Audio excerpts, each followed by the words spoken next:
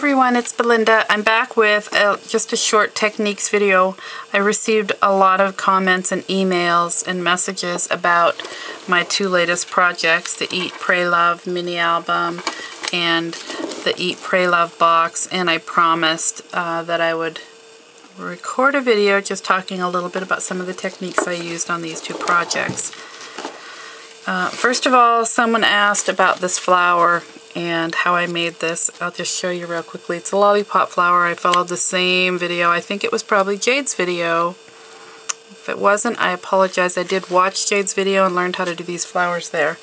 So I'll show you what this flower is made out of. Okay, I used some black netting that looks like this. I used this really pretty gold crumpled fabric. I used a black organza.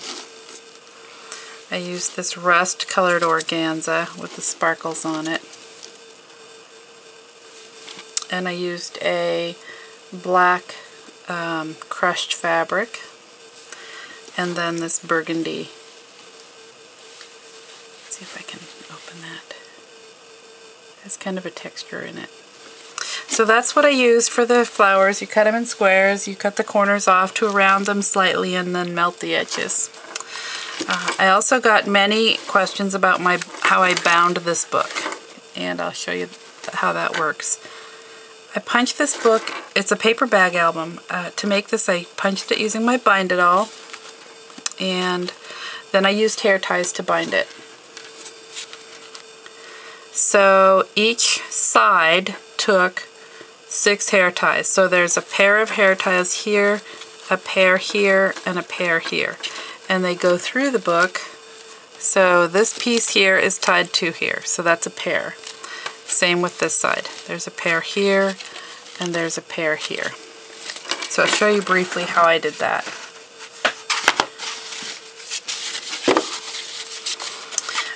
First, the hair ties. These things are very inexpensive. I probably paid $2 a piece for all these ties. $2 for each chunk, like that or like that. They're very inexpensive. They come in a lot of colors. You can even get some that are thicker, so if you want to have a thicker binding, you can do that. And you can get some in smaller sizes.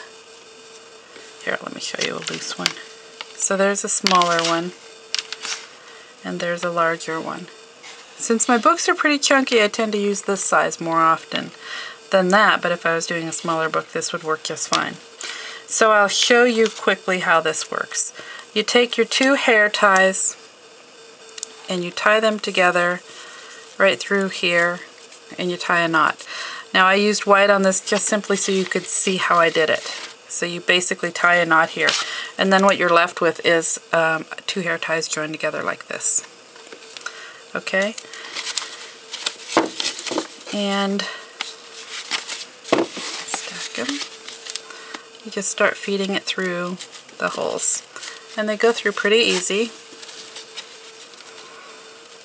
Doesn't take a lot of work. You could probably push it through with a crochet hook if you had to, or a straight pin, and if that doesn't work, you can just flip your book open and just tuck it through each page separately. It goes right through. If you get it started, it goes right through.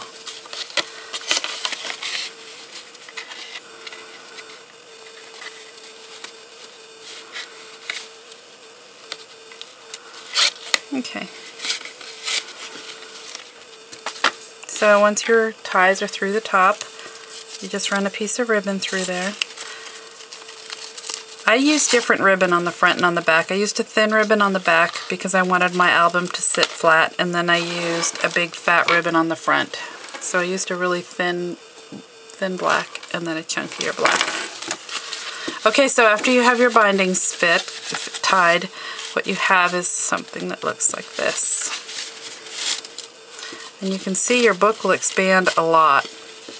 If I was doing a skinnier project, like I said, I would use the little ones, but if I were going to do a project that I wanted to be pretty chunky, I could do a lot with these.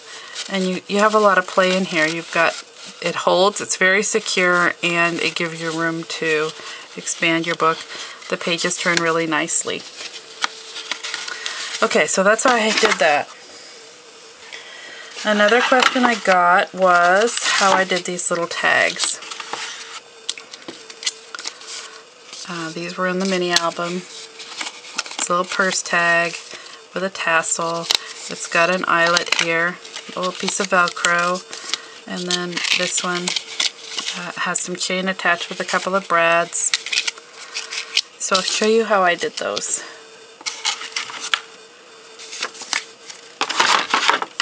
This is the Tim Holtz Baroque die that I used for this one right here. And if I lay the tag in here, you'll be able to see right where it fit. Okay, so to do that tag, I had the cardstock. I folded it in half, and then I lined the cardstock up on my die right here, right where that little point is. And I did that evenly on each side. Sometimes I will tape a little piece of Scotch tape on each side just to hold my paper where I know it's going to cut away. I'll just put it on there so that it'll stay lined up. Then I run that through my Big Shot, and then what I end up with is this. Okay? So when you take it out, there's your fold. And I'm going to put this back here so you can kind of see where it goes. So that's what you end up with the fold there. And then to do this purse, I cut one of the little flaps off here. So take that off, and then you fold that over. Okay. I ran then through my Big Shot with a texture plate to give it some dimension. And then I rubbed over the top of that with a metallic ink to really show the design well. So that was that purse. And then for this one, I used the Sizzix die Frame Back Ornate number 3. And let's see if I can get this in here so you can see it. Okay, so I lined, basically I took the fold of the paper and I lined it up right here. So you don't have anything cutting here. The fold is here, and you're going to get your image right here. I'll put the tag on it so you can see exactly how that cuts. Okay, and then cut it out, and then I just ran the top part of this part through my embossing folder. I left the back flat. So that is how I did that, those tags. And then I had a question about some of my tags. For those of you that wanted to know where these tags come from, they are Stampington and Company Stampington and Company stamps. They're called the Ultra Dress forms. I just love these. And I had a question about the Gate stamp. That's also a Stampington and Company stamp. And I'm sorry about this part. I had questions on these 3 stamps. They came to me unmounted, and unfortunately I do not remember where they came from. I do have plans to mount this on the cling back, but I didn't have any at the time I was doing these, so I just used some 2-sided tape, like poster tape, and put that on the back. It worked okay. I was a little impatient. I wanted to use them as soon as I got them. So those were those 3 stamps. Alright, and then these tags were done using these embossing pens. These are Marvy Yoshida embossing markers. They're called Wet Looks. So basically it's an embossing ink in here. I just colored the stamped design. I didn't do the whole design at once. I probably did part of it here, maybe part of the skirt here, and then as soon as I was done coloring it, I sprinkle with the embossing powder and heat it and melt it, and then moved on to another part of the dress. And I know that's how I did this one as well. So these pens come in 3 different colors. There's pastel, Victorian, and basic, or excuse me, pastel, Victorian, and primary. And I do not have them in those sets. I just put my colors together. So this is what all 3 sets would look like, but this is not a set. This is a combination from all 3 sets. The same here. Okay, I love these pens. They work really well. I do have one other thing that I do when I use these pens. Because I like this to be very thick and shimmery and glossy, what I will do sometimes is use my Versamarker pen, watermark pen, and I'll go over the top of the embossed design already, get it wet again, put some more embossing powder, and then just add another coat so it's nice and thick. So that is how I did those. And then the last item, I had questions about these foil tags.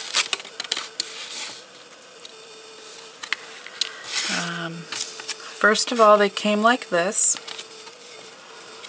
They are not too flimsy. They will not cut your hand. They won't cut your paper, but they are a nice thick tag, so they hold up pretty well.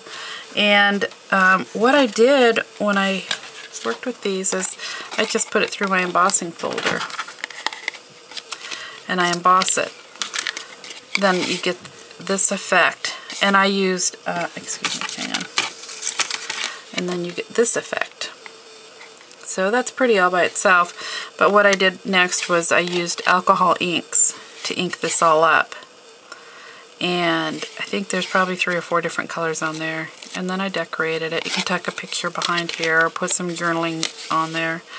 On the back of this, there's a couple of colors of alcohol ink. And then I brushed over the top of it with the StazOn ink, and then I took my sanding block and I sanded off a lot of the black. So there's some black in there, and then there are some areas where the silver came back through. I've sanded a lot on these and I haven't ever gone through the foil, so I'm not sure exactly how thick the foil is, but if there's paper in between there, I haven't ever come to it. So that's that tag. On this one, I ran it through the embossing machine, and then I just took Timber Brown StazOn and rubbed it over the top so that the recessed areas of the leaves stayed silver, and the rest of the tag is this really pretty dark brown. And then on the back, the leaves would be the raised part, so I brushed over the top of that with the green StazOn and sanded it off a bit so that the silver comes back up through the leaves. This one went through the machine with a script embossing pad, and then it's got the light brown, I think it's called saddle brown, StazOn, and then a journaling spot on the back. This is a Tim Holtz texture fade, and it's sanded a lot, so this was all red when I was done with it, and then I sanded most of the ink off of any of the raised areas, so you have this burnished silver look. And then the back of this, a lot of different colors of StazOn ink, alcohol ink, and then StazOn ink over the top of that, and it was lightly sanded. So again, the tags come like this, and then I feed them through my embossing machine, and I get all of these different looks. And I do have some of these available on my Etsy store, so if you'd like to take a look at them, they're not very expensive and they're so fun. I'm going to start doing some in Christmas designs probably over the holiday weekend here and put them out on my Etsy store too. So those were some of the techniques that I used. I hope you found the video helpful, and Thank you so much for all of your comments, ladies. It means the world to me. I really do appreciate the time that you spend watching the videos, and then that you take a moment just to drop me a note. It gives me a lot of inspiration, and it keeps me going on those days where I'm working on a mini and it's just not cooperating with me. I just want to get it done, and I can sit down and take a look at some of the comments, and boy, you guys just encourage me so much, and it means so much to me. I'm very grateful, and just wanted to say a special thank you to all of you viewers, and appreciate your time. Thanks for watching. Bye.